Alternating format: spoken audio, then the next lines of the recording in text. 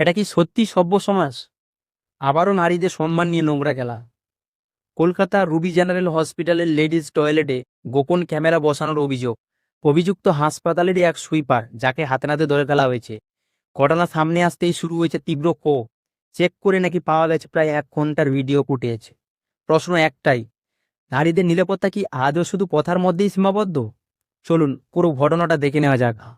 কলকাতার রুবি হাসপাতালের লেডিস টয়লেটে গোপন ক্যামেরা। হ্যাঁ, দেখে নিন ভিডিওটা। দেখি ফোন দিতে হবে, ফোন দে, ফোনটা কার?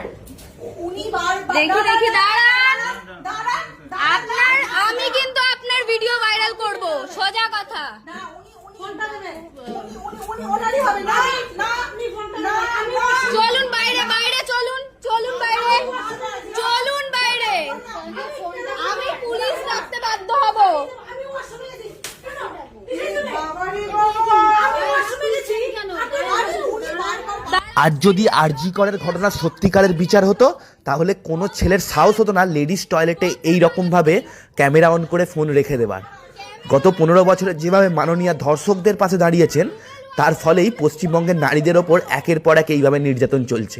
আর কতদিন নিজের মা বোনকে এইভাবে ভয়ে ভয়ে রাখবেন? তাই 2026 আর 2 সপ্তাহের মধ্যে ভোট।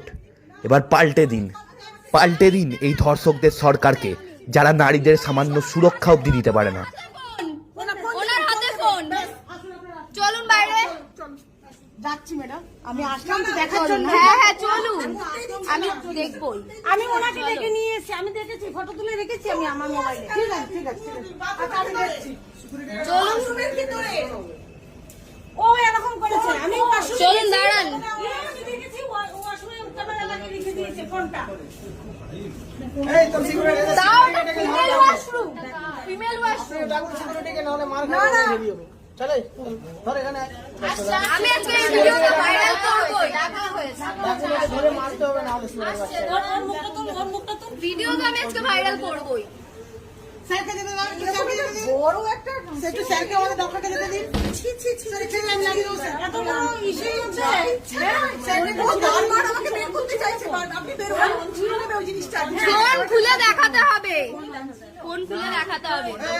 কিসের জন্য রাখবে? এখানে ফোন খুলে দেখাতে হবে। ওদেরকে তো জানাবে, ওরা আছে, ওদেরকে জানাবে তো, কোনো অসুবিধা হলে।